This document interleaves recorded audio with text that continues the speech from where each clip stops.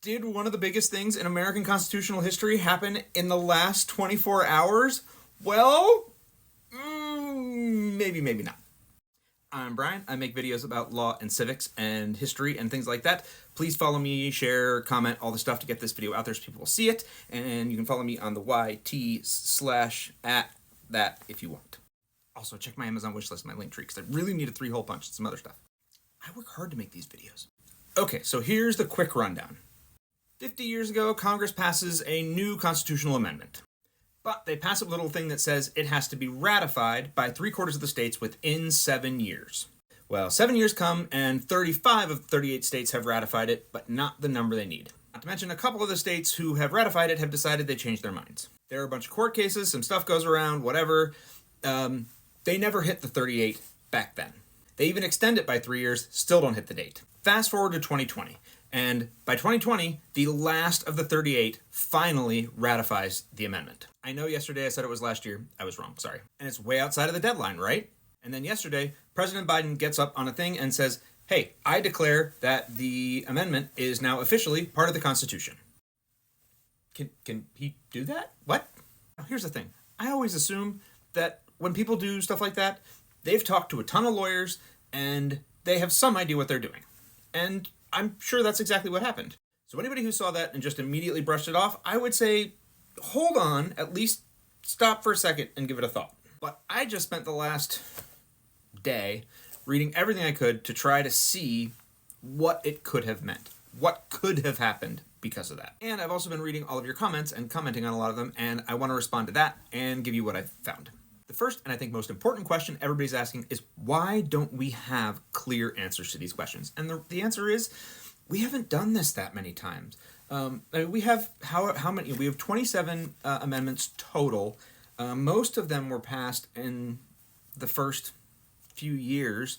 I think only about 4 of them have been passed since we had all 50 states. But 27 is still not a lot for a really big operation like this. So it's just, we haven't done it a lot of times. And each one of these is a little bit different, so every time something slightly different happens and there just isn't like a plan. Nobody seems to know what the plan is. Also, all the people involved in like passing these amendments are all the way at the top of the power pyramid, right? So there's nobody in charge of them, which means they can, as a group, like Congress as a group, doesn't have anybody in charge of Congress. They can kind of do what they want to some extent. So a lot of times they do make up a lot of rules as they're going along, which makes these things inherently change every time. I also do want to mention, I've made a video about this before, but the 27th Amendment, the amendment prior to this one, was actually passed by Congress in 1792 and did not get ratified until 1992.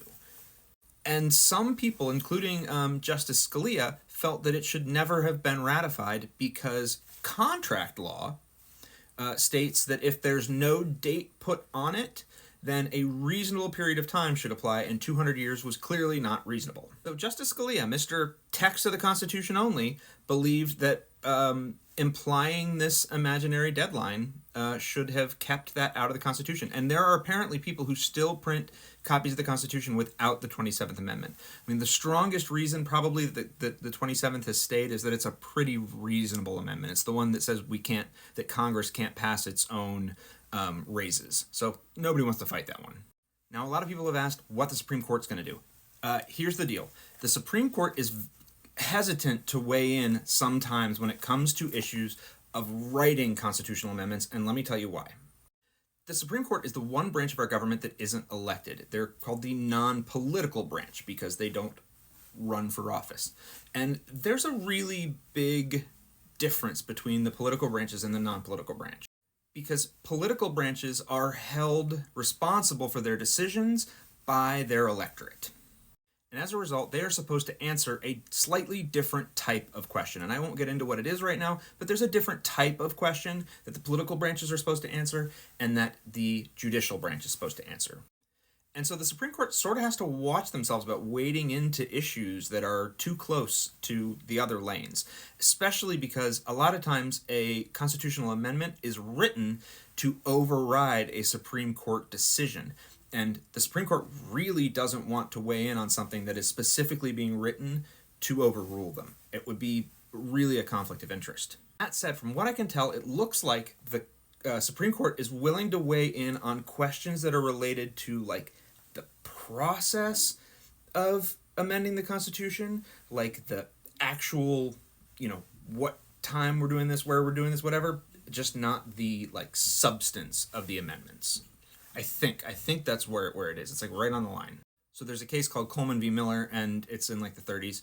There's a tie-breaking vote in the Kansas Senate by the lieutenant governor. And the question is he allowed to break a tie since only the Senate's supposed to weigh in on this constitutional question? And while they did let him do it, 4 of them were like, absolutely not. This is outside of our purview. And they were very strong about it. So none of these are answers. Those are just sort of thoughts that are kind of weighing into this. Now let's get to the chief archivist. First of all, let me point out that she is a Yale-educated woman. She's, I'm sure, at the top of her game. This is not, somebody that they picked up off the street. I'm sure she knows what she's doing. And I've seen a couple of people say some mean things about her, and I'm like, let's back off on her a little bit. Give her some space to make sure she's making the right decision. I've been studying this all day. I'm not sure what my decision would be. Oh, by the way, I saw somebody say something like this. The 10th Amendment does not limit power of Congress to choose ratification by legislature instead of convention. Somebody said that, but there is actual Supreme Court case law on that. But the president is not involved in proposing or adopting the actual amendments. However, because the archivist does have something to do with the process, and the archivist is in the executive branch, there is some level of power in theory that could come in that direction. I think that Biden has specifically not ordered her to do it because it would probably be inappropriate for him to exert any actual power, and leave it to her, and then it would be her job to ask Congress for further guidance. A lot of people have cited some sort of another review of this case. There was one review of this in the early 80s. It did not do what a lot of you seem to think it did. It did rule that the retraction of ratifications was not legal. Once you have ratified, you cannot remove your ratification. So Idaho tried to say, we no longer ratify, not allowed. Now, according to Lawrence Tribe, who is one of my favorite writers, he's a professor at Harvard Law, and he was the attorney in one of those cases. He said that the court ruled in his favor and said that the time requirement was ruled to be arbitrary and unenforceable. I cannot find that information anywhere. He said it in an article today. I have looked for it. I cannot verify that information. I have no reason to question him, but I like to verify things. So until I find that, I'm not confirming that. I will, however, confirm that, once you have ratified, you cannot unratify. That was decided by the court. The decision that was made in 2020 was made by people in the Department of Justice, in the Trump Department of Justice on January 8th, 2020. So basically doing the same thing Biden did here, right on their way out the door, said, no, you can't do this.